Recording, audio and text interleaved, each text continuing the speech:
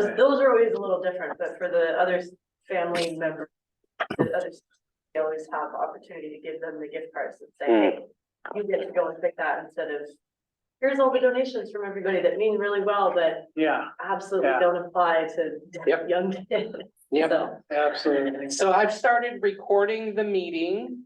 I'm going to stop sharing my screen so that we can see each other. It's so wonderful to have Tom with us. He's been traveling abroad. Probably some like covert operations in there since his whole family works. But Right. I'm wondering if you'd welcome everybody, and then I'm happy to call on people. I'm Tom McIntyre. I'm the chair of the coalition and have been with the coalition since day one. And I've been retired for a pretty long time now. So this it's so far it's my favorite phase of life. But Joe can see everybody, so I'm going to just have him call on people to introduce themselves. Yeah, good. Okay, so we'll start in the room this time since we started online last time. Would you mind introducing yourself, my friend? Yeah, so my name is Morgan Crosby. I work with Helping Hands Ministries International. We have a Helping Hands thrift store here in Monroe as of April of this year, which is very exciting. It allows us to do services for the community, like we were just talking about, supporting families in need. The school district is one of our most recent partners, and I'm grateful to be here and help connect in any way I can. Chris Gray. I am Chris Gray. I'm on the board of directors for Housing Hope, and we provide affordable housing and wraparound services for low income and homeless families and individuals in Snohomish County. Pastor Michael. Yeah, I was just thinking how thankful we are for Housing Hope and all the facilities that you've done in Monroe, and we're praying that the timetable for the next one will speed up. And I'm Pastor Michael Hanford and Chaplain Michael Hanford. I'm a Monroe Police and I used to be a fire chaplain. I just resigned fire chaplaincy because just too much on my plate, but I'm still a Monroe Police Department chaplain, coordinate the Police and Fire Appreciation Week coming up next week. And we want to get these posters up everywhere. It basically says, we thank our Monroe Police and Fire, everyday heroes going into harm's way for us. And we got the banner across Main Street. Thank you, Police and Fire, with their insignias. And we got two more banners, the old banners that we resurrected. And we got one up at the Armory, the Monroe Coffee, and one up on the fence at St. Vincent. Thank you so much for those who put it up. And get the word out, put something on your Facebook, and send cards to police and fire in Monroe. Get kids to write them, parents can write them, everybody can write them. Letterheads from your organization. That means a lot to know that you're appreciated. And we do this every year since the year 2001. And good to be together. Good to see all of you. Wonderful. Sharon Lineweber, you're on. Hi, I'm Sharon Lineweber. I'm one of the school counselors here at Park Place Middle School. Thank you. You also are implementing a couple of coalition programs. Sources of do you want me to talk about those too? Later. Okay. I can't let you get away with only saying school counselor. You're so much more. Chris Jury, I see you. Hi, everyone. Chris Jury, program manager for the Northwest ESD for prevention services. And so I get the privilege of supervising Maddie Louder and potentially a whole nother person locally there. So excited about all of this. Mr. Grillo, so good to see you. Yeah, thanks. Appreciate it. Yeah, Jacob Grillo. We have a behavioral health organization called Conquer. We do co-occurring outpatient treatment for any psychiatric complaint or substance use disorder. We do medication management and treatment for substance use disorder as well. Our clientele right now are 15 and older. But pretty much any condition you can think of that starts in the brain and from trauma, we like to address it. So glad you're here, Jacob. Thanks. Mr. Smith.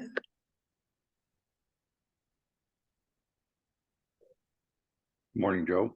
My name is Dennis Smith. I'm a retired school psychologist from Granite Falls, and I also work with the Granite Falls Community Coalition and Snohomish County Children's Wellness Coalition. And I'm glad to be able to sit in on your meeting. Thank you. Awesome. Snohomish County Children's Wellness Coalition is where I cut my teeth on learning to work with coalition. So you're tugging at my heartstrings there, Dennis. Miss Amador. I'm Tammy Amador. I am at Park Place also. I'm Sharon's trusty sidekick. And Rachel. I am Rachel Adams. I'm the Human Services Coordinator for the City of Monroe, and I apologize in advance. I will have to jump off a little bit early today. Okay, yeah. So for those of you who may have seen the shift on the calendar, I have this weird thing that happens where I scheduled these meetings like years in advance. So it's just a recurring meeting. And sometimes I promise I'm not doing anything to it. It just shows up as at noon, and then I have to resend the meeting. And so It morphs. yeah, so I apologize. I don't exactly know what's happening. It might be that I'm just trying to trick you guys into hanging out with me earlier in the day. But Must be a gnome in your yeah, computer. definitely no. So I'm gonna He's try only to. saying this because I walked in at noon today. Yeah, Chris did, and I felt so bad. So I'm not calendar for this. I'm gonna share my screen again here so we can just look at the agenda. Welcome introduction. So it's a pretty light meeting this month. It's nice to have a lighter meeting. We know there's lots of heavy stuff happening, but in terms of coalition programs in progress, we're really meeting the mark. And so I'm going to give you a few business updates. If you haven't seen or read through the monthly newsletter and reminder, you can always look at the bottom of that and see exactly where we are in implementing coalition programs. And I've also added the staff, the grant funding for staff that kind of funnels through the coalition that wouldn't exist if we weren't here. And the community outreach events will be populated pretty soon. Otherwise, it's not a big hook to ask folks to come talk about our website, but we did just complete the annual community survey of adults, and I'll share about that in a moment, but really wanted to look internally this month so that as we work on our strategic plan, as the healthy use survey data comes out, we can make sure that the website is what we think the community wants if they want to access or dig deeper on what we're doing or what's happening with youth. And so we'll open that up in a minute, and then after that we'll adjourn, and that'll probably be early. After I get done with the business updates though, I want to open it up for you. I know a lot of you have updates, so that's not on the agenda. But I know a lot's happening. So I'm just going to give you some good news, and then we can face reality. Right. Amen, brother. So what you're seeing on the screen are the logos of coalition funded programs that are in active implementation right now. The PACS Good Behavior Game has been running since mid-September at Salem Woods, Maltby, and Frank Wagner Elementary. This month, over the holidays, we'll be getting all new staff trained. So we talked with the developers of PACS a couple of meetings ago, And we're about to move forward with all staff training for everybody who's just trying to wing it right now. Maddie Louder isn't here today because she is in classrooms all week doing the classroom education series for Project Success. One thing that Maddie was able to weave into the classroom education series is a showing of Screenagers. So if you remember, we've shown all 3 Screenagers films, and on top of the Project Success curriculum, Maddie's going to engage them in safe online behavior using a movie that we've shared with the community before. So I thought that was pretty awesome. Otherwise, she'd be here. Signs of Suicide is actively being implemented. That's our 6th through 12th grade program that teaches youth skills for connecting themselves or peers with trusted adults if they're under a lot of distress. And our goal is always a heavy lift. We want to have this implemented before December winter break, because we know winter break through spring break is really our highest risk time of the year, especially as we approach spring break. And so we wanted to make sure students had those skills. And so the coalition funds that. Jennifer Swan, our behavioral health specialist, coordinates it, and our school counselors and teachers are just really providing for us. So it's a whole effort, and it's part of our core suicide strategy. Of course, Sharon and Tabby are implementing sources of strength. Sources of strength is just like our coalition, except that youth are really focused on promoting protective factors that buffer against suicide. And then our campaign in the theater is running. We're rotating the ads every month. It's really focused on parents and helping them to realize that children are still most influenced by their parents. And so that's part of the website I want to build out too. And then DBT in schools is our replacement for coping and support training. Tammy and Sharon, who I think never get tired, are implementing this too. Our counselors at Monroe High School are anticipating to start implementing this group, small group program at the end of November. So things really are moving full steam ahead. That really painful coalition member survey I asked you to take is done. We got our minimum number of responses, which is 8. So that is definitely a mission accomplished for us. That survey is so terrible. This is a public recording and I'm going on record. It needs to change. No, I'm just teasing. Also, we have met our required number of responses. We're almost at 230 community responses right now for our annual community survey. Doesn't close until November 15th. And then there will be no annual community survey next year unless the coalition wants to do one. So we'll be moving to every other year format to coincide with healthy youth survey data. And next month, we'll take a look at what parents and other adults in the community have told us. So that'll be part of the focus next month. I want you to see the data and maybe identify points of the data that you want to share with the community. So we're really good at incorporating this data into our strategic plan, but not on reflecting it back to the community. So I'm hoping we can go there. And then I think that's all the business updates that I have. I'm going to stop sharing my screen and just open up the floor for a while to your updates. We're so glad you're here, even though this is November and December tend to have smaller turnouts. Working on getting these out and published on the website and elsewhere. So Morgan, did you want to share anything? You mentioned earlier about the partnership with the school district and the Public Schools Foundation. Yeah. What does that look like? So we actually, and with the police department too, so we have had an awesome just reception into Monroe as a whole, really being welcomed into the community, and we're very grateful for that. And so With that welcome reception, that allows us to build the store, and in doing that allows us to support the community back.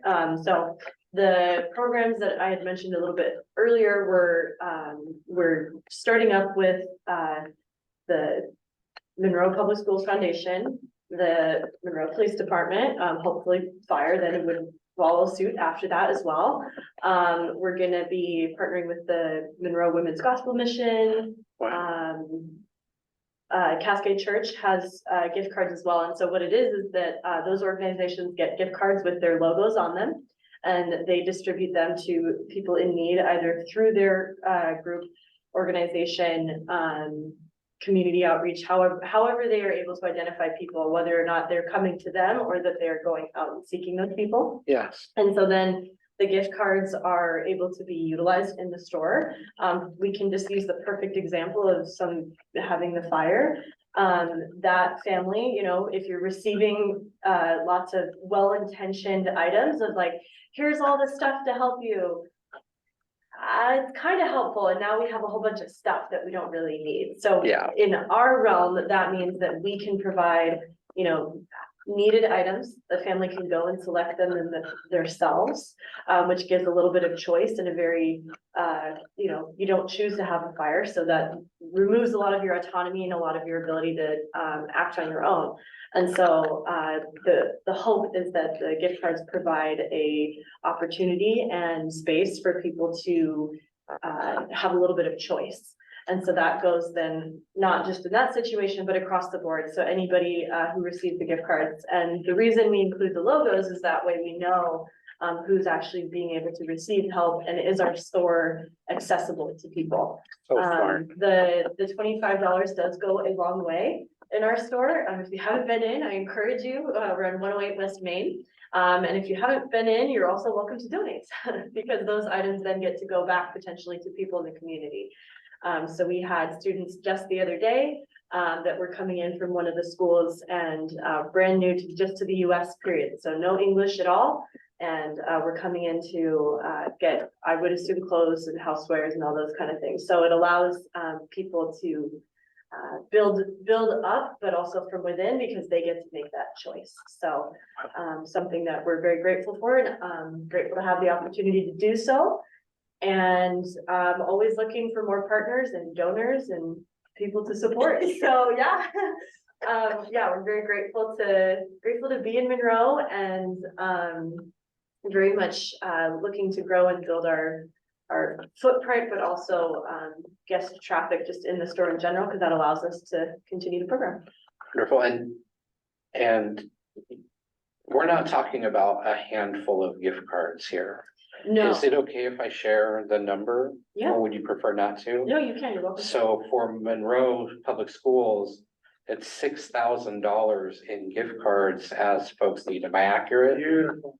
So we recommend to give usually $25 per person. So if you have a family of 4, you know, easily go in with $100 and you're going to be able to do a lot with that. Yeah. And then that being said, we have 4 locations. So Clearview, Lake Stevens, and Bothell will all be available for those gift cards to be used at. Wow. So they're not just limited to Monroe, but the beauty of Monroe is that the accessibility piece is there.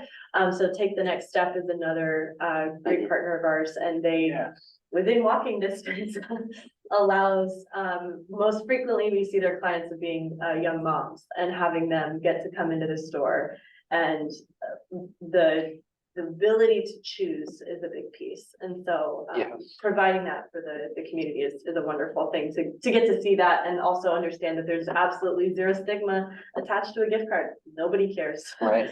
So there's not any sort of shame that it's accompanied with it. It's very easy. You just come in and you just see somebody else shopping at the thrift store. So it's a really wonderful thing to have. And then there's also opportunity, I'll just wrap this up as the last piece, that if the students or the clients or whoever aren't able to do that, that there is opportunity for representatives to be there for them and shop in their place as well. So the gift cards aren't limited just into who can shop with them. So any way that we can provide that as a source for the community, we want to do so. Amazing. Very good. Yeah. Chris Gray, I think Housing Hope's been in the newspaper.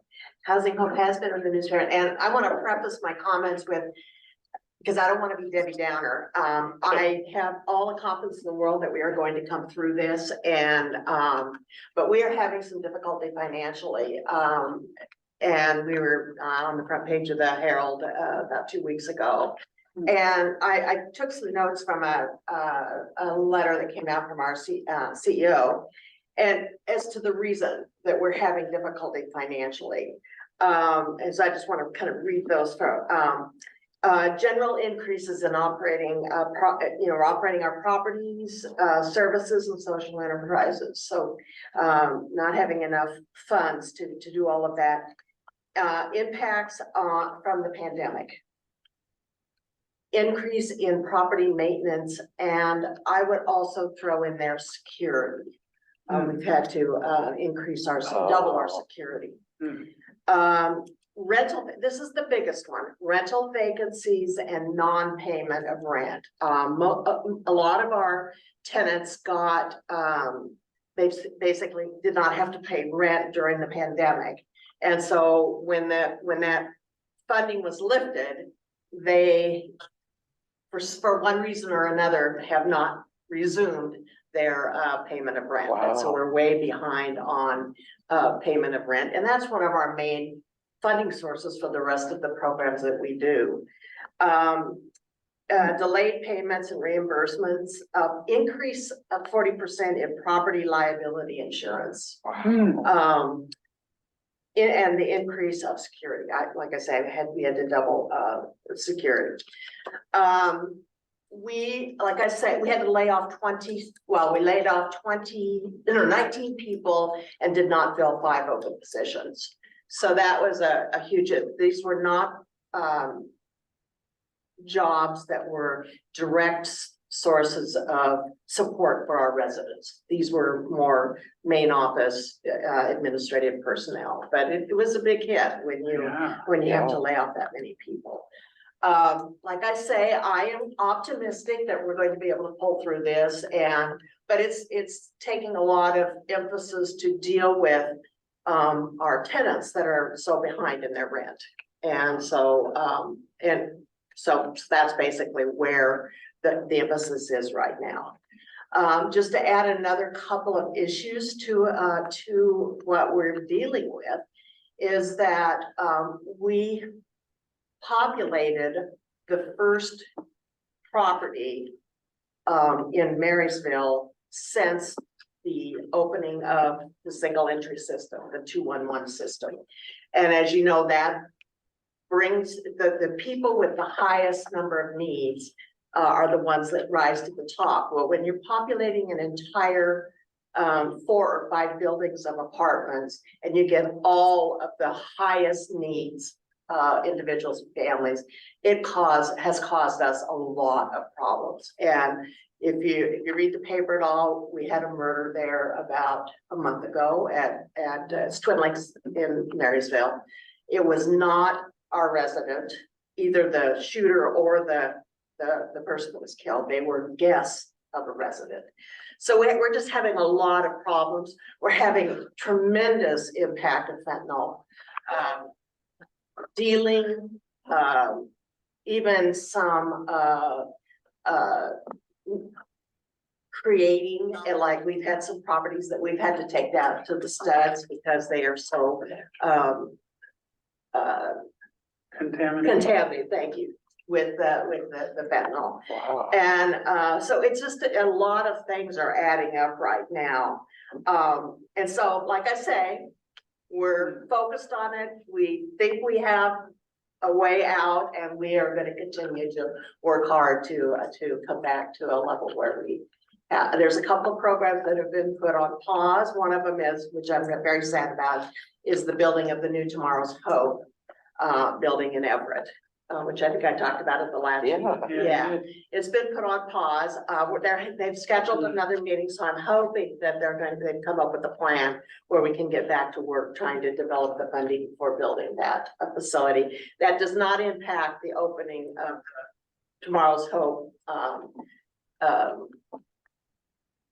satellite at Monroe Family Village, however. So that one is, we're still working with the fire department to try to get the, all the permitting that needs to be done. So that's been kind of holding. We have staff hired, they're ready to go, but we're still waiting on all the permitting. So anyway, so hope that will, anyway, like I say, we're gonna come through this and we're still focused on the work that is so needed and so important right now. So. Pastor Michael, any updates? Yes, I wanted to let everybody know if they didn't know already.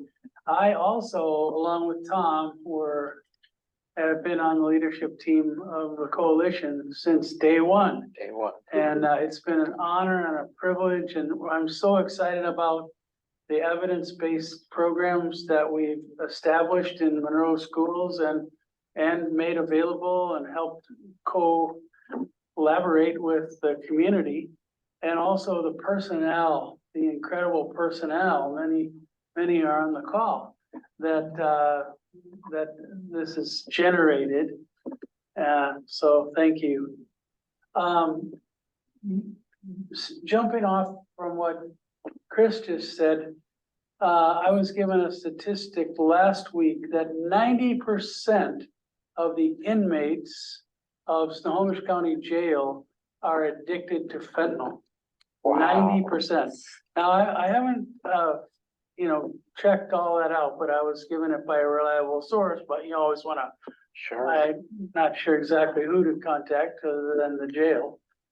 But that's just an incredible number, and I know it's something that the faith community has been praying about, and the chaplains and the pastors of Monroe are concerned about. That whole fentanyl addiction is just rampant, and the availability and all that.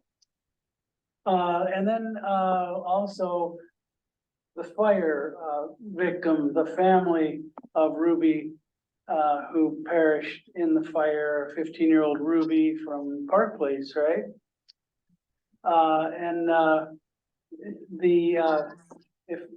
Correct me if I'm wrong, Tammy, but right now the family doesn't have the material needs of things because they're living in a safe home with their oldest daughter. And they will be communicating to Carlos, and Sue Skillen will probably be a part of that, probably you, Tammy, to let the community, the pastors, the congregations, the schools, whoever wants to help, will be notified when the time comes that they'll be needing those things, and we get the vouchers and things. And boy, that's an incredible report that the private company, I guess, and the fire are working together to get the smoke alarms. Did I understand that right? In the trailer park, because they need those desperately in that trailer park. So that's great. You guys can amplify that a little more, but the Police and Fire Appreciation Week, I just want to say again, if you see a business that doesn't have a poster, ask them why and have them contact me, or give them one yourself. I got some, the Chamber of Commerce has some, so we want to get them up everywhere. So thank you very much. Yeah, and I see Jacob had to drop off. Chris Jury appears to be on the phone. Chris has some exciting news to share. Rachel is on, right? Yeah, Rachel had to leave early too. Uh-oh. So I'm wondering if Tammy or Sharon, do you have anything you'd like to share for the record? You guys are really working hard. You've been going through a lot this year. What's it look like in middle school? I'll let Tammy talk because I had to talk last time. Way to throw me under the bus, girl. Okay, I guess I'll talk about, let's see, sources. We are finally gonna have our first meeting on the 20th, and we're gonna plan our campaign. Hopefully order some t-shirts and stuff like that to get the word out at our school about. And then, let's see, we have signs of suicide in 7th grade science and 8th grade health next week. And we are on week 5, I think, of our DBT steps group. Week 5, we have, I don't know, 7 girls, I think, 7 squirrely middle school girls. So we're about a little over, almost halfway through. We'll see how we're expected to be done right before we go to break. So other than that, we're not doing anything. We're just, you know, hanging out. Hanging out. We also have a school-wide sources lesson going out through Connections on the 29th. That'll be part of our entire school. So I just kind of more of getting the word out and eliciting. That's where our students will have an opportunity to basically vote in our next group. So we look at every single nomination that the students put in, and then literally just tally them and find the top 10 to 15, and then pick from there the widest representation of all of our different communities. So that'll be done by break as well. Hopefully ready to do a training, Joe, February. Okay. I can't say it, but that's when I'll do it. Okay. Okay. Well, we have resources for you. Yeah. I don't know. Did we miss anything, Tammy? We're having our first attendance thingy-mabobber tonight. Your first what? Attendance thingy-mabobber. Oh, the mabobber. Got it. Attendance meeting for students who are chronically absent or have many unexcused absences. Yeah. Yeah, the district is working, so nationwide, chronic absenteeism is skyrocketing. When nobody's recovered from the pandemic, and it's only getting worse. You know, there are a lot of factors that contribute to that, especially by high school, including like increasing wages that teenagers can earn, and the thought that they got along fine without attending school during the pandemic, and they're better without it. So lots of factors. And so Superintendent Woodward here has really put a priority on reducing absenteeism, because if you're here, you can learn and be safe. So I'm sure we'll have more to share about that, but your guys' first night is tonight. And then I've just been made responsible for relaunching the community engagement board. So we'll be connecting with you guys soon, and I'll probably be soliciting volunteers. But Chris Jury, are you able to talk now? Absolutely. Hey, Chris, do you mind sharing? Oh, I hope this isn't news to Tammy and Sharon. Do you mind sharing? Absolutely. So we were able to find a kind of unorthodox fund source that had just enough kicking around to be able to put an additional SAP for the remainder of this school year into both Park Place Middle School and Marysville Pilchuck. So we will be hiring those 2 positions, and our great hope is to get someone hired, onboarded, and at least into the building before winter break.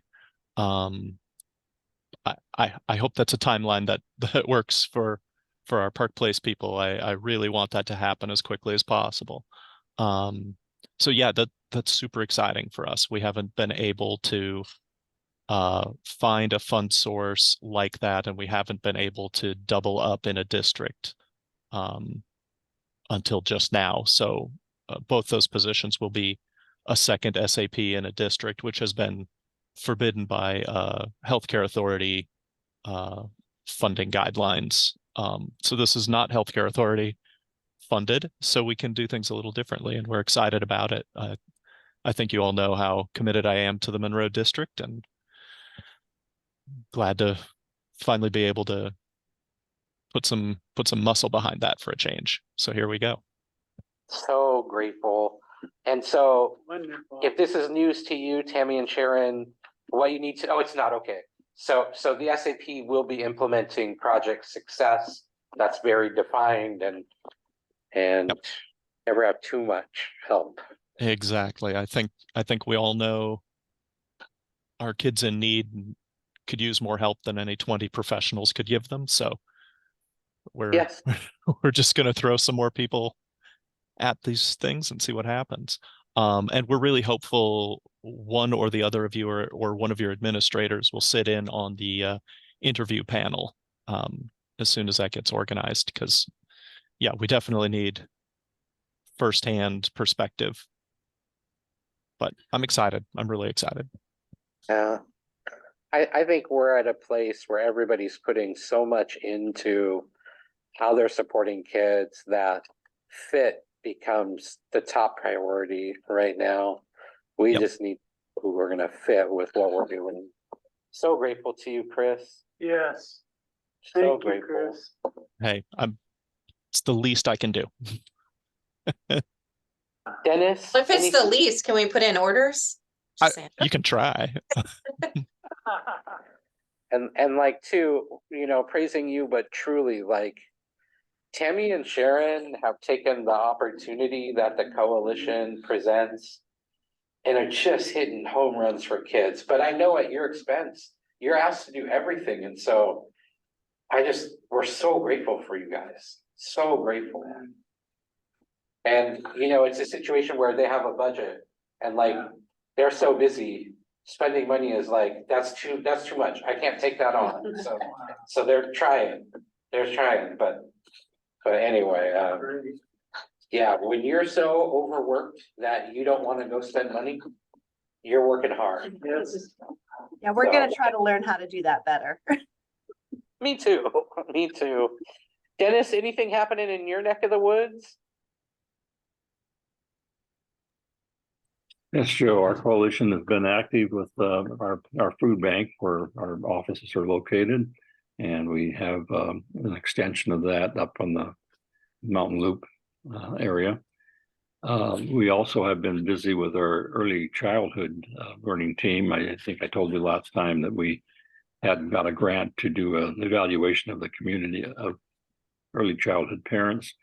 And following up on that, we have a team of people from the library and childcare providers who put together a plan. We were able to use the district architects. They had a little lull in their schedule.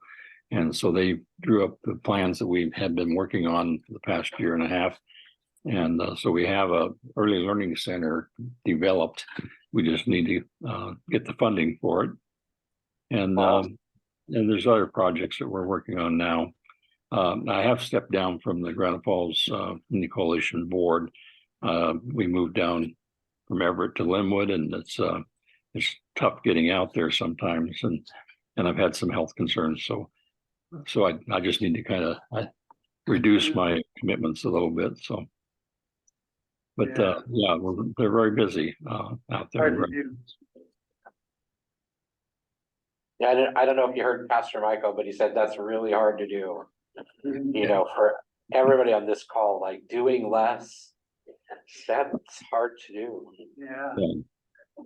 Say, Dennis, this is Pastor Michael. Are you connected with Morgan? That early childhood, that might be a good connection for you with Morgan here, because they have the Lake Stevens Helping Hands and the vouchers and everything. You might want to tap into Morgan if that would work. Yeah. Sure.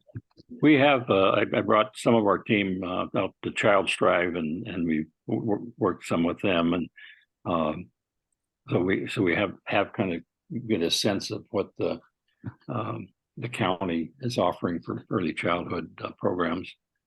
And yeah, Morgan, be happy to talk with you about what you're doing there.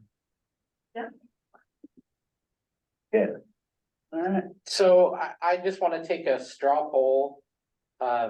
It's a small group this month. Do you want to take a look at the website right now with me and offer some suggestions? Or would it be more beneficial if I collected some information through a survey about what we're after and then work on it later. So do you want time back today? Yeah. Or do you want to look at the website? What's your preference? No, there's no judgment here. Everybody needs time. I'm, Time, Time. time. As much as we love hanging out with you, Joe. Sorry. Say that. But No, that- just kidding. But we need to look at the website between now and. Yeah, maybe yeah. Just commit to going on and looking at it. Yeah, and so the, in terms of the website, I'll just give you a brief update. So I'm slowly working through everything. My original idea for the website was for new members who, you know, we don't have a traditional, we used to have a traditional like packet of just stuff for people to get through. And so my idea was always that we turn the website into the orientation documents that we need. And so anybody who's checking it out can see how we're organized, but then also a repository for our minutes and agendas and meetings, and then a place where we can learn about topics that are important to the coalition and use that as a platform to community. So there's lots of things we've always wanted to do. I get people who sign up for our newsletter every month through the website. So like there are people in Australia who are in our mailing list, and lots of people from New York, but I presented in New York, and lots of people from Michigan, I presented there for them. But so all over the country, people are subscribing to the newsletter. It's not like millions of people. We're talking like, we have like 700 subscribers. So, but it's still, people who are curious about what we do often go to our website because we're heavily promoted, our work's heavily promoted by the healthcare authority. And so, yeah, what do we want it to be? Do we need it? I renewed it this year and tried to cheap out by not including the privacy features. And I realized within 2 days that was a mistake. I get at least a dozen calls a day from people all over the world who want me to let them build our website. It's terrible. It's terrible. Some of those numbers clone Monroe School District numbers. Like, it's crazy. So I got the privacy feature. And then the other thing that happened was our .com domain name became available again for the first time in 5 years. So it was poached from us and we didn't get it back. That's why we're .org. Now we have both the .org and .com. So people can just type any ending and come to us. That's minor, but it's a big deal to me. So I've been waiting 5 years for that to happen again. But it was like a Chinese company that wanted to resell it to us. So that's not what we do. I have one input on the platform part of it. Yes. It'd be important in my estimation that we have key updates available, like the Monroe Police Department could give an update. Yes. The Snohomish County Health Department, the homeless McKinney-Vento update, wraparound opportunities. Okay. And maybe Chris would have something, or Monroe Schools, and Chris, you know, what are we seeing? What are the things we're seeing that are hindering the health of our youth? What are the good things that are happening, kind of a thing, but not an overwhelming, copious platform, but one that has, you know, succinct summary. That's just my perspective as one of us. Okay, so I'm gonna give you guys back the gift of time. Thanks for the vote. Glad we're a group that doesn't feel ashamed to say we need time. We all need time. Like I said, we'll come back together on December 14th and we'll take a look at what parents are telling us. And I've asked Morgan to be a special speaker so that we can learn more about Helping Hands. So that's at least the minimum of what you can expect.